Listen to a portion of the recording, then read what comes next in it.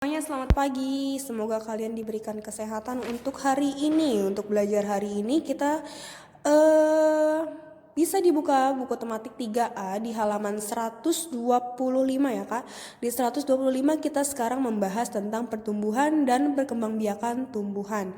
Seperti yang dibahas di minggu lalu, kita telah membahas tentang perkembangbiakan pada manusia, pertumbuhan dan perkembangbiakan pada manusia. Sekarang kita akan belajar pertumbuhan dan perkembangbiakan pada tumbuhan.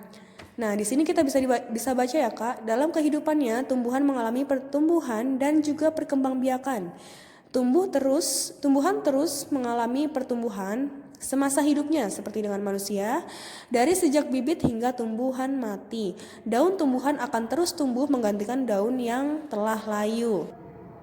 Oke, berbeda dengan tumbuhan, perkembangbiakan pada tumbuhan hanya terjadi ketika tumbuhan telah dewasa, Kak. Saat masih kecil, tumbuhan belum dapat berkembang biak. Jadi, saat masih kecil, tumbuhan juga masih belum bisa berkembang biak ya, Kak. Jadi, untuk perkembangbiakan pada tumbuhan terjadi pada saat tumbuhan itu dewasa. Contohnya nih, perkembangbiakan pada tumbuhan terjadi secara alami dan juga secara buatan. Jadi, ada dua macam perkembangbiakan pada tumbuhan, yaitu dengan cara alami dan juga dengan cara buatan. Kita bisa lihat di sini penjelasannya tentang perkembangbiakan secara alami. Perkembangbiakan secara alami dibagi menjadi 4 nih Kak. Ada bisa melalui biji, bisa melalui tunas, bisa melalui umbi-umbian, bisa melalui spora dan lain. Dan 4 ini ya Kak, 4 hal ini yang mempengaruhi perkembangbiakan secara alami.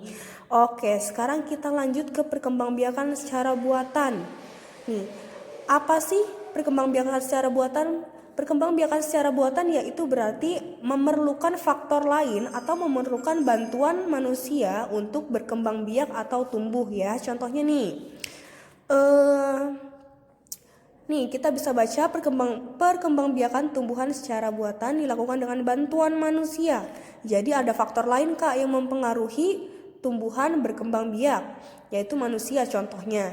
Nah, perkembangbiakan secara buatan dilakukan agar keturunan tumbuhan lebih cepat tumbuh. Contoh perkembangbiakan buatan adalah dengan melakukan teknik cangkok, setek, dan merunduk. Pada tanaman singkong, teknik stek selalu digunakan agar tanaman dapat cepat tumbuh. Oke, kita lanjut lagi ya Kak di halaman 128 bisa dibuka. Nah, setiap tumbuhan memiliki daun. Daun adalah bagian tumbuhan yang penting. Pada daun, tumbuhan dapat membuat makanan. Daun dapat membuat makanan karena memiliki zat hijau daun atau klorofil.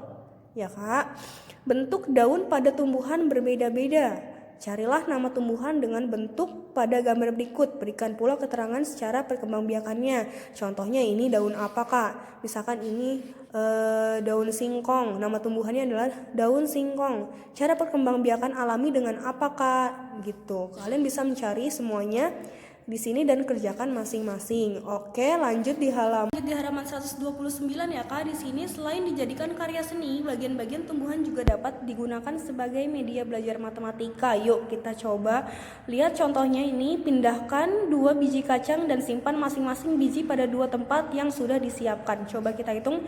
Ini biji kacangnya ada berapa Kak?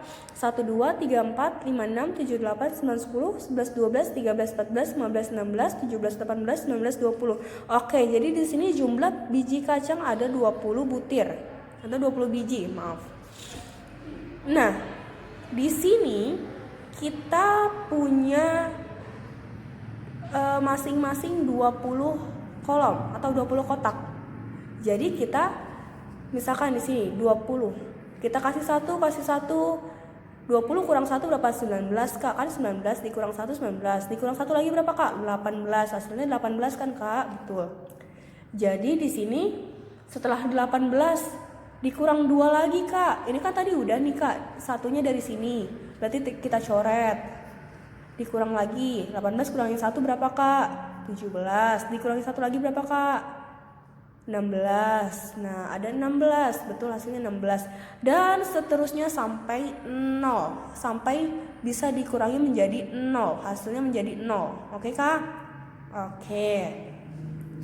Lanjut lagi, Kak. Di sini ada pembagian bersusun ke bawah. Untuk bilangan yang lebih besar dilakukan pembagian seperti berikut ini, Kak. Nih misalkan 45 dibagi 3. Kita lihat di sini 45 dibagi 3. 45 dibagi 3 nih. Langkah pertama susunlah bilangan tersebut ke samping nih. 45 dibagi 3. Jangan kebalik ya, Kak. Jangan di sini 3, di sini 45. Enggak boleh. Harusnya 45 yang besar di sini dibagi 3. Oke, bagi 40-an dengan 3. Jadi 4 dibagi 3 berapa, Kak? Yang hasilnya adalah 4 bisa dibagi 3 enggak, Kak? Bisa dong, hasilnya berapa? 1. 4 dibagi 3 jadi 1. 1 dikali 3 berapa, Kak? 3. Dikurang 4 kurangi 3, 4 kurangi 3, 1. Ya kan? Nah, di sini sudah seperti itu dikurang 1. Nah, 5-nya turun, Kak.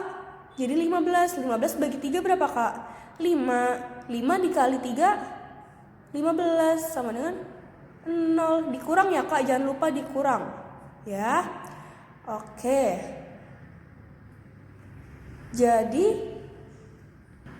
Jadi perlu diingat kalau misalkan ke atas itu dibagi.